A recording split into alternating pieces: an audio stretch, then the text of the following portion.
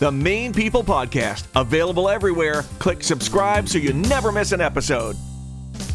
This is Chris and Hope. They run Sunflower Farm Creamery Goat Farm in Cumberland, Maine. I'm so glad you guys are in the barn for this, and thanks for joining me on the Maine People Podcast. I want to say hello first, and then we're going to say hello to some of your goats. How's that? Awesome. Yeah, that sounds great. Hey. Roll that baby goat video, because that's what we're going to be talking about. It doesn't get any cuter than this when you see it. This video is from your YouTube page with Oh my gosh. I guess that's right that's here where we're reaction sitting. you get is exactly where you're sitting right now. What's the most baby goats you've ever had at one time? Oh, I think 60. Oh my God. We'll go with 60. Yeah. Wow. Oh my gosh, they're so video. cute. I can't wait. We're going to leave that video running. It is almost kidding season, right? Like any day now? Any minute. Could we get that lucky? It could be. We could have our first baby born while we're chatting. If we do, somebody else, we may have to say goodbye. Or we'll just leave it running. How about that? So leave it running. When you have that many baby goats, where do they all go?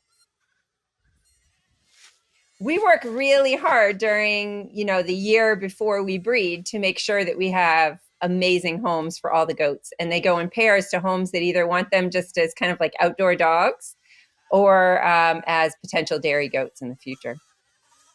And why pairs only? I know the answer already, but let's get it for everybody else. Why pairs?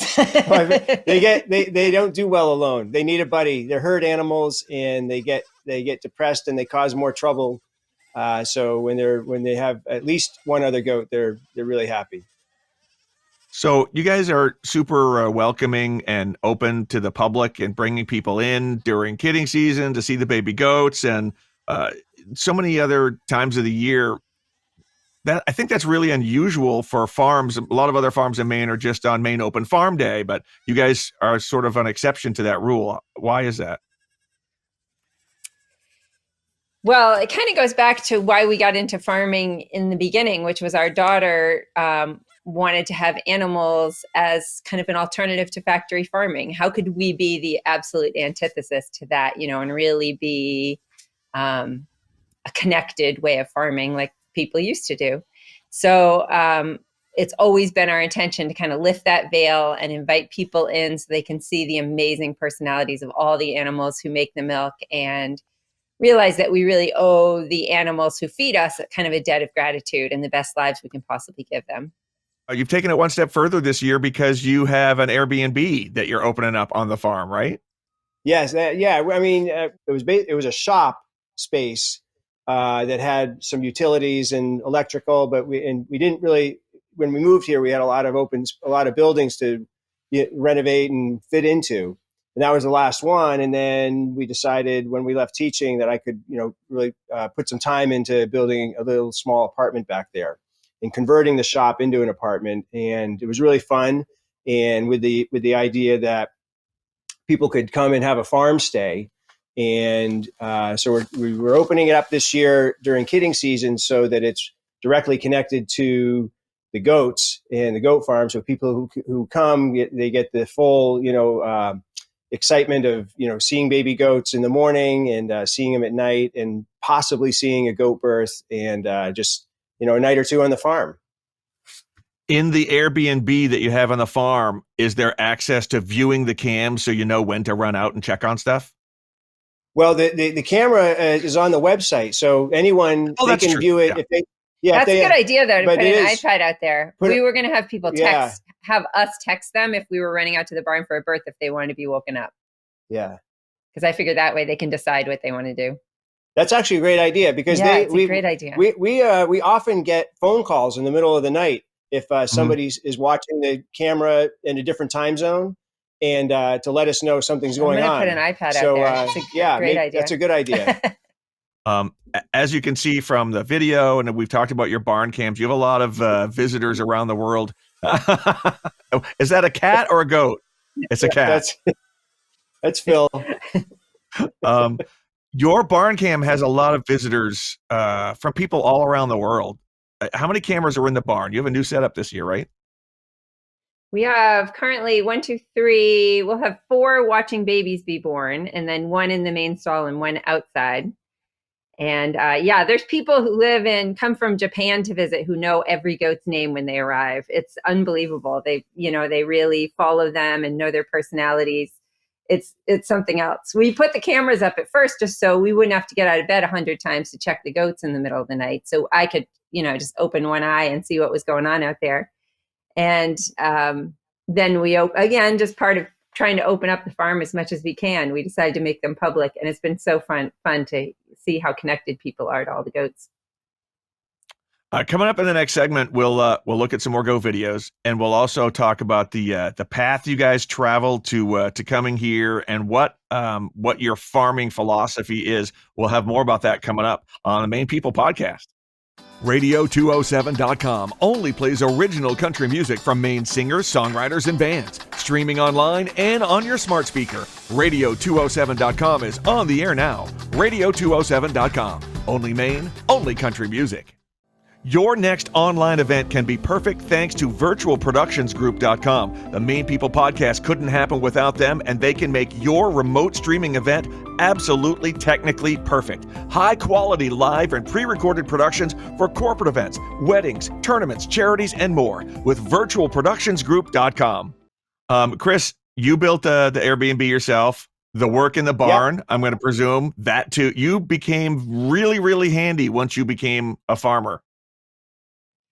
Yeah, no choice, really. It's either pay through them to get something done, or do it yourself. And I was lucky. We had my dad taught me a lot when I was younger, and I had a neighbor when we first moved here who he was really he did everything himself. So just sort of figured, well, it's my mistake if I make it, so I might as well work at it.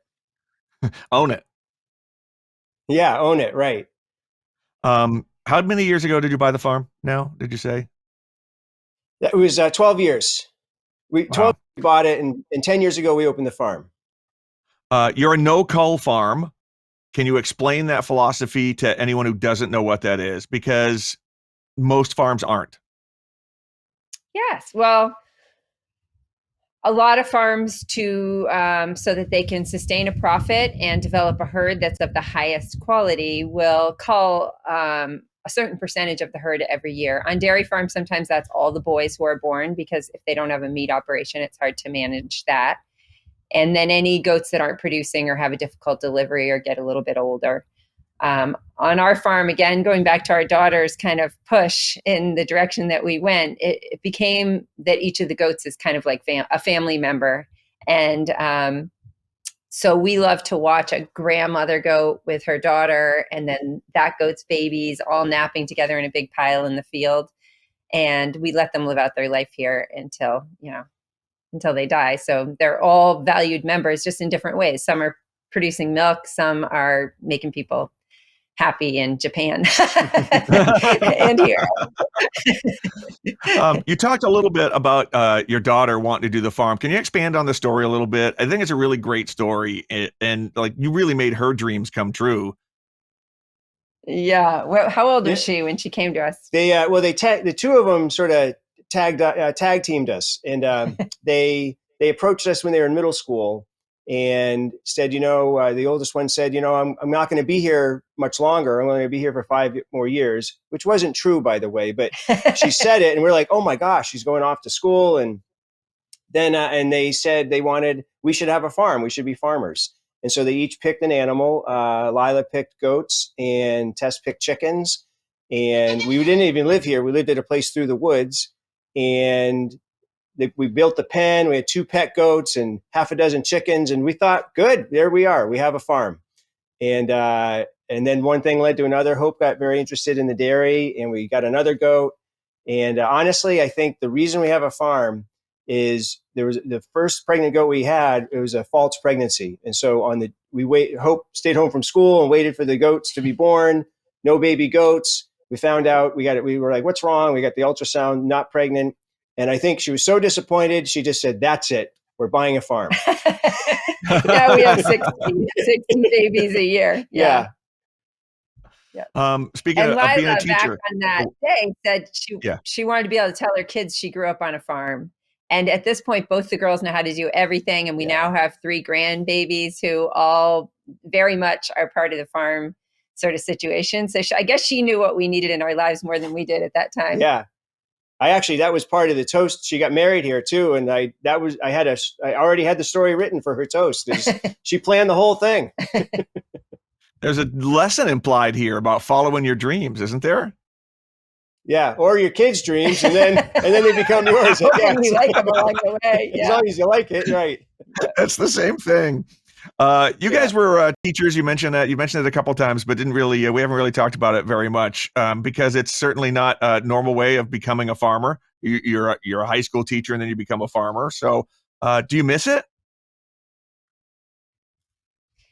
We loved every second of being teachers, and now we love every second of farming.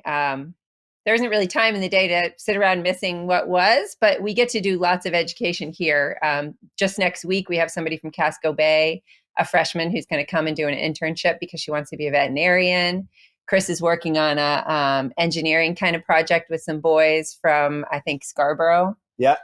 So it's like there's all kinds of opportunities to teach people of all ages on the farm. So we don't have to miss it too much, but teaching was well suited to, both of us loved it. And it also enabled us to build the farm in the summers and do it exactly the way we kept our jobs for 10 more years while we were teaching. And building the farm, and enabled us to build the farm the way we wanted rather than rushing into a business plan. We really were able to build it around the heart that we wanted it to be until it sort of caught on. So it worked out for us. And also since we rely on people coming here, just as a natural flow of things, we found ourselves liking groups of 20 to 25 the best, which happen to be about our class sizes. And so we just replaced our students with groups of 20 to 25 for an hour. 90-year-olds, kindergartners. Right, for an hour here and there. So we didn't do it consciously. It just sort of fell into place like that. When people arrive, do they find it odd that you ask them to line up in rows and columns and just stay there? Circles. It's all about circles at the farm. When there's baby goats around, they'll do anything. All right. Speaking of some more baby goats, there's some goats in pajamas, and I want to run this video because one, because it's entertaining, and 2, because I want to ask about. Oh my gosh. Is this the one you've got like 12 or 13 million views on YouTube on this? It's no surprise. Yeah. The YouTube video, whole YouTube channel is a surprise. It pretty much pays for our grain now, and all because we posted a very silly original video of 2 goats jumping around in their pajamas. It all really caught on. Oh my gosh, I just can't. That's going to be the farm in about a month. That's how many will be running around right where we're sitting. In pajamas? Oh, sure. Occasionally, just for fun. Give me a rundown of what your day is like on the farm for people who don't know anything about farming, which is, me. When you've got all the baby goats around, you got to get them up, you got to get them dressed. How long is a day? Usually you're set up to. That's what we do. Yeah, you're set up to way past sundown, right? Yeah, it is. Usually it depends on the season. Like you said, in Maine, everything depends on the season, right? So our rhythms change a lot in about a week. But it's getting up early at maybe 5:30 to 6 to milk for a couple hours. While I'm milking, Chris is getting up and, doing all the other chores, feeding the adult goats and checking on everybody. And then I take the milk into the cheese kitchen after a couple hours of that and get to work on pasteurizing the milk, turning it into products, fudge, caramels, cheese, yogurt. And then the afternoon, usually we have visitors. It can be anything from a retirement community to, again, kindergartners, little kids. And then at night, it's 2 hours of milking again. And then usually something's ready to be done with the cheese before bed, for a couple hours before bed. And then Chris is tucking everybody in, giving them grain and hay and water. And then we probably bed about 11 and then started all over again. I'm glad you mentioned the cheese because I saw there's a Maine Farm Award contest that you're up for. I just saw this like 20 minutes ago. All businesses, like your favorite bakery, your favorite Maine Magazine is doing a little thing for your favorite bakery, your favorite brewery. And one of the options is your favorite cheese shop. So I think the Maine farm community is so supportive. I think it would be amazing if a small farm cheese shop won it. It wouldn't have to be us. It could be any of people's favorite tiny little farm shop where people are able to meet the goats, see the cheese being made, and then buy it and eat it that night for dinner. I think that would be cool. That's very cool. Good luck with that. I have some questions for you guys about, being a Maine farm specific to the state of Maine, and that'll be coming up in the next segment on the Maine People Podcast. Radio207.com only plays original country music from Maine singers, songwriters, and bands. Streaming online and on your smart speaker. Radio207.com is on the air now. Radio207.com. Only Maine, only country music. Your next online event can be perfect thanks to virtualproductionsgroup.com. The Maine People Podcast couldn't happen without them, and they can make your remote streaming event absolutely technically perfect. High quality live and pre-recorded productions for corporate events, weddings, tournaments, charities, and more with virtualproductionsgroup.com. So as Maine farmers, what does the state of Maine do to help, and what hinders you as farmers in the state? Because I'm sure that's something that all farmers in the state may have in common. Well, for starters, when we were building the cheese kitchen, it had to meet certain guidelines with the Maine Dairy, and they were just supportive right from the beginning and helpful. Right. And they always presented themselves like they're supportive instead of sort of a gotcha, we haven't run into problems. For example, when, doing some details on the kitchen, I would call up and they would just give me a very straight answer that, well, it's not in the regulations, you're fine, or maybe leave that out, and just supportive right from the beginning. Mm-hmm. And I get that feedback from all the farmers we meet that they are there to help. And it's almost like a built-in quality control for us. Over the years, because they come and do an inspection about every month or 6 weeks or so, and that's just good. It's reassuring to know that we're passing inspection too. Yeah. And she also said a really cool thing. She was standing in our gutted room that would become our cheese kitchen and shop, and she said, Hope and Chris, I have never seen a small dairy operation go out of business because they couldn't sell their cheese. And I think that's unique to Maine. There's such a demand for local products that little farms, there's always going to be a small network of people close by who want to buy delicious local food.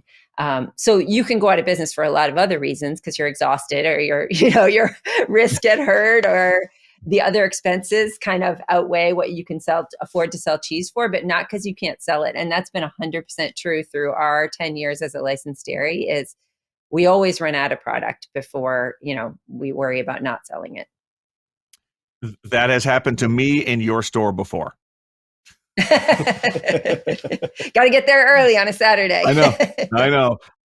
There are a lot of other activities, a lot of other ways you found to make money on the farm, some pretty unusual. You can do yoga with a goat on your back, as these pictures are evidence of. That's Bea. She comes every week. You do this every week when the baby goats are, you do it with the adult goats, you do it with the baby goats, and people love it. This is how did this idea come about? It seems to be something that after you started doing it a few years ago, really started to spring up nationally. I think we've been doing it for 7 or 8 years. Mostly because I couldn't leave the farm to go do yoga because I was so busy with the schedule that I told you. So, and I love doing yoga. Those pictures are beautiful. It's fun to see what is about to happen on the farm on your on your slideshow. But it's just another way for people to kind of find that peace and serenity of the farm. People come to the farm for a lot of different reasons, but when they come, they all kind of seem like they can let down their burden of what is a really busy life. And yoga just helps take that another step further. So we have people who come sometimes on Thursday night and Saturday morning, and they've been coming for years and years. And so a lot of people now know each other who come regularly. So it's like a herd of goats and then a herd of people who want to connect in a meaningful way to other people. And then there's always bachelorette parties and, people who just pop in on their way to Bar Harbor, which is fun too, add some new energy. You do bachelorette parties on the farm? No, they just come to yoga sometimes. They make the yoga part of their yeah. Well, maybe I just came up with another good idea for you. I don't know. You have the Airbnb now. You could do it. Yeah. That's probably not what we want happening in the Airbnb. Right. That would wear it out quick. It could be a honeymoon Airbnb, but not a bachelorette party. Yeah. We do have a small bachelorette party coming to the farm this summer for the Airbnb, but small. Yeah. The year will close out again with your annual baby goat calendar, which my wife asks for Christmas every year repeatedly, and that is hanging in our kitchen right now. I know you have the Hoppy Hour that is coming up later on. If people are interested, sorry that sold out. Maybe you'll have another one, but that's another great idea. I'm going to ask you to explain it, but I think these are all ideas that a lot of farms in Maine could maybe pick up on, don't you think? Almost all farms who are small like us are doing the same thing. They're realizing that if you actually paid yourself for the time you put into your cheese, you could never afford to sell it for a reasonable price. So you have to find a variety of other ways to kind of fill in the gaps that are fun and that work for you and express who you really are as a couple. And every year we try not to add too many things, but try to add one or two things. This year it's the Airbnb and the Hoppy Hours that sort of add to the spirit of the farm, the good spirit of the farm, and then also help to increase that profit margin so we can keep the cheeses reasonable. But there are a lot of farms doing exciting things across the state, farm dinners, and there's a brewery up north that I'm really excited to visit that has goats and beer. I mean, what could be better? Just down the road in Gray, there's a farm that does goat hiking. You can hike through the woods with goats. So there's all kinds of cool stuff. In fact, we just started a new website because of a grant. Promoting the hashtag #GoatAdventureMe. So if anybody finds a cool goat adventure in the state of Maine and wants to share it with other people and they hashtag that, it will kind of show up on That's great. Together. And is this a state grant? Is this a federal grant? What does it provide for you? It was a Northeast Dairy Agritourism grant. And last winter, I spent putting together a magazine kind of promoting all the licensed goat dairies in the state of Maine. And now it's transitioned into a little bit of a website in the works, which you can find from our website. There's a link to it. It sounds like small farms in Maine are doing okay and have a pretty bright future.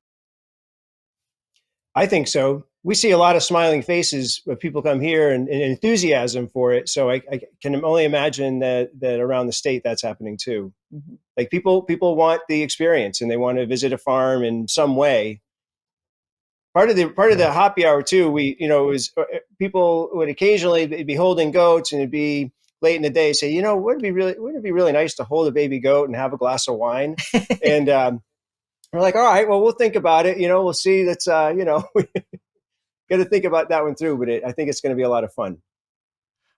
Speaking of smiles and baby goats, I guess we'll close out. Let's rerun any of those goat videos because they're all great. And I want to thank you both, Chris and Hope from Sunflower Farm Creamery in Cumberland. You have such a great place, and good luck with kidding season. I'm sorry we didn't get a baby goat during the half hour that we were talking here for the podcast, but keep your eyes on the live cam, John. Yeah, right. Oh, let's give the website for anyone who missed it, and we'll provide it in the links too. But the website for anybody.